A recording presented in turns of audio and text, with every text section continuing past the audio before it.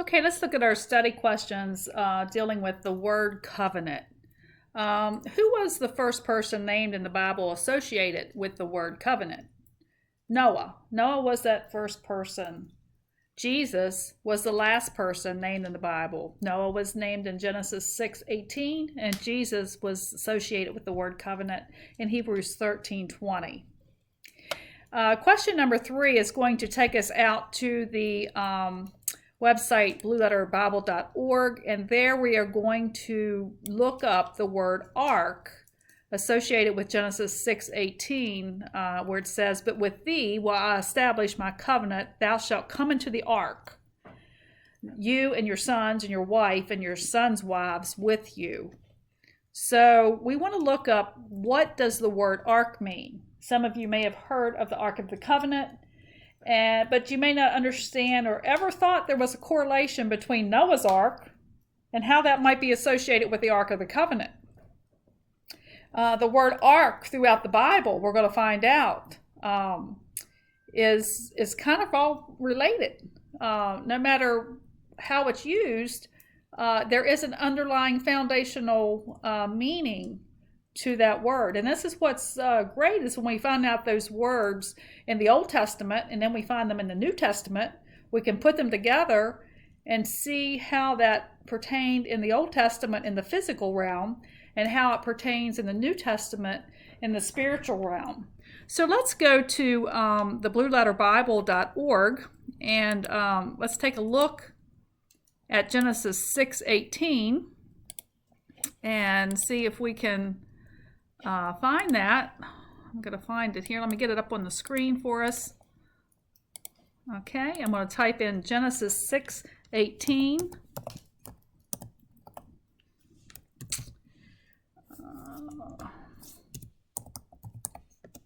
Genesis 6:18.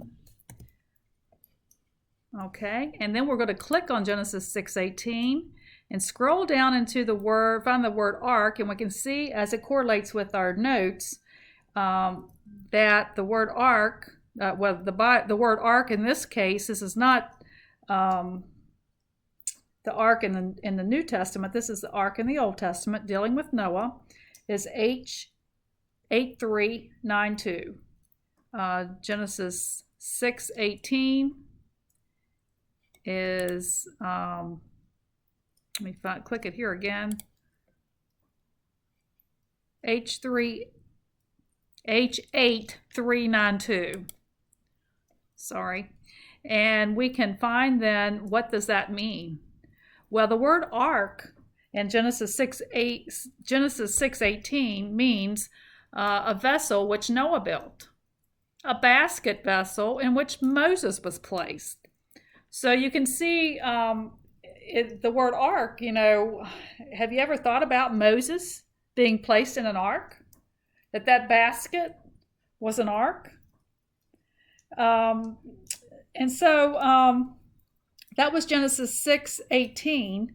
Let's go ahead and let's look up Exodus 2:3.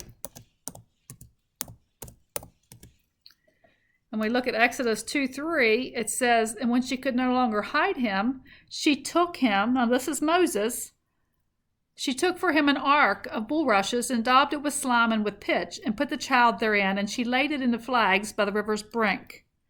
So the same word ark in which Noah was placed with his family is also means the same word ark in which Moses was placed when he was being hid. So that he was hidden from danger. Now you think about the family of Noah. They were hidden in that ark from danger. Danger was on the outside of them. And I don't know if you know the story of Moses, but Moses was hidden in a basket so he wouldn't be killed. And so he was hidden in a place of safety. And so what that association is tremendous, because a lot of times we wouldn't even think that that's what that might mean. Now our next word that we're looking up is found in Deuteronomy 31:25.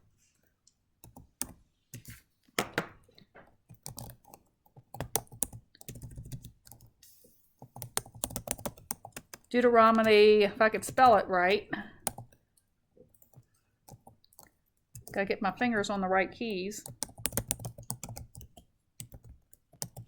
Still don't have it right.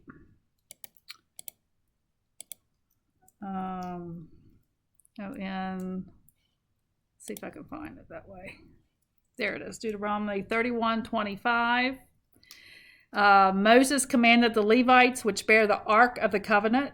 Okay, so now we've gone from the Ark of Noah to the Ark of Moses to the Ark of the Covenant. Wow.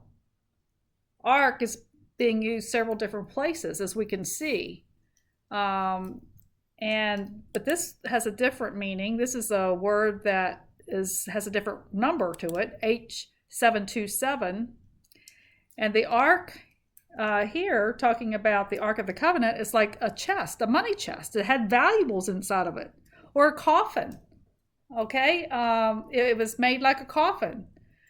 There could have been, remember, there was a priest that touched it and he died because it contained the presence of God.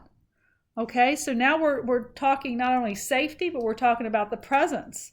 So we're getting into more of what the word ark means. Now let's also look at it in 1 Kings 8:6. And take a look at that. And it says, the priest brought in the ark of the covenant of the Lord unto his place, into the oracle of the house, to the most holy place, under the wings of the cherubims. So here we are looking at what does this mean as well. This ark is also the same number, 727, meaning the same as it did back under Ark of Covenant. So the Ark of Covenant, the word ark, is used as a place where the presence of the Lord was, because 1 Kings 8:6 talks about the priest bringing it into the Holy of Holies, the most holy place that they could bring it to. Let's go on and look at 10 and 11. And it came to pass when the priests were come out of the holy place that the cloud filled the house of the Lord, and the priests could not stand to minister because of the cloud, for the glory had filled the house of the Lord. So now we're finding out the ark was safety for Moses. The ark was safety for Noah. The Ark of the Covenant represents the presence of the Lord. So do you think the presence of the Lord was in the ark with Moses? Do you think the presence of the Lord was in Noah's ark? These were the people that he saved. So salvation and the presence of the Lord is in the ark. All right, now let's go to Revelations, and we're going to find the word ark there as well.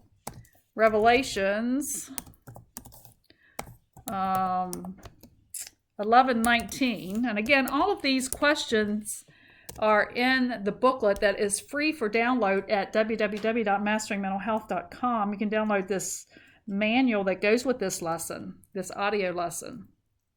So Revelations 11:19 says, a temple of God was open in heaven, and there was seen in his temple the ark of his testament. And there were lightnings and voices and thunderings and an earthquake and great hail. So now we're talking about the temple of heaven. See, in the Old Testament, we were talking about the physical temple. Now we're talking about the spiritual temple in heaven. So let's go ahead and look and see what ark means here in Revelations. The number is G2787, and it means a wooden chest or box. In the New Testament, the Ark of the Covenant in the temple at Jerusalem, it's going back to Noah. Okay, if it's going back to Noah, then it's going back to Moses, because they were related when we went back to Noah and what his ark meant. So these passages, the word ark is relevant to Moses, to Noah, to the physical temple, and to the heavenly temple. So let's think about, what does that mean? What does that mean as we think about the ark being represented by all of these different people, Moses, Noah, in the physical temple. We're looking at what all those different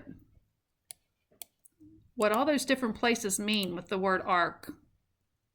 So these passages are all related. But what do you think that symbolizes, and how is it relevant to us? So we must get into the ark. We must get into the presence of God. That's where the glory of God is. We must get into the ark to be saved, like Moses and Noah. The ark of the covenant is a place where we can dwell in safety, surrounded by the presence of God.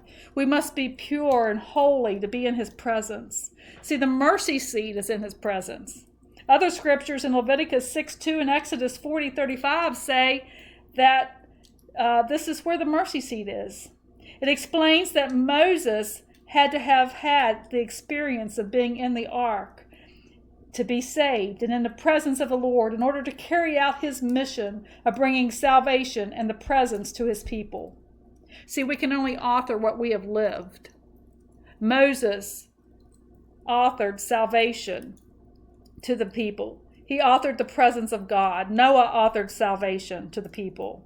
He authored the salvation of God because he experienced it. He lived a life where he was in that presence, and he lived in that presence. He lived in the safety